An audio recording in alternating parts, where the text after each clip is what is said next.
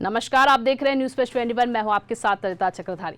INS Imphal युद्धपोत मंगलवार को भारतीय नौसेना में शामिल हुआ। रक्षा मंत्री राजनाथ सिंह ने इसकी कमीशनिंग मुंबई डॉक यार्ड में की। यह वॉरशिप पश्चिमी नेवी की कमान का हिस्सा बना है। आईएनएस इंफाल की सबसे खास बात यह है कि ये नई स्टील्थ गाइडेड मिसाइलों से लैस है। इस युद्धपोत को सतह से सतह पर मार करने वाली 8 बराक, 16 ब्रह्मोस एंटी शिप मिसाइलें, service launch radar, 76 mm rapid mount gun और एंटी सबमरीन टॉर्पीडो से लैस किया गया। हिंद महासागर में चीन की बढ़ती घुसपैठ और अरब सागर की हालिया घटनाओं को देखते हुए भारत के डिफेंस के लिहाज से यह बड़ा कदम है।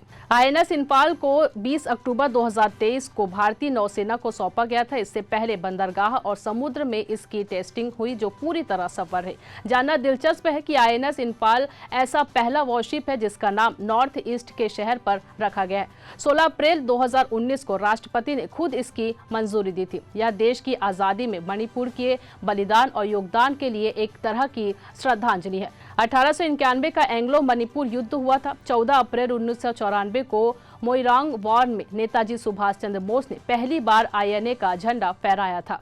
आपको बता दें, डिफेंस मिनिस्ट्री के मुंबई स्थित shipyard Mazagon dock ship builders limited की ओर से इसे तैयार किया गया।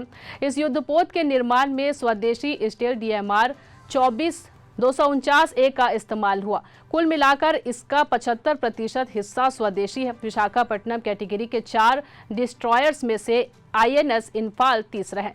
नेवी के in house organiser worship design bureau ने इसे डिजाइन किया है। मालूम हो कि आईएनएस इंफाल की आधारशिला 19 मई 2017 को रखी गई और 20 अप्रैल 2019 को इसे पानी में उतार दिया गया। इस तरह इसे बनाने और टेस्टिंग में लगा समय किसी भी भारतीय डिस्ट्रॉयर वॉरशिप की तुलना में सबसे कम है। लगातार खबरों से अपडेट रहने के लिए बने रहिए न्यूज फर्स्ट 21 पर। आपके हक की बात।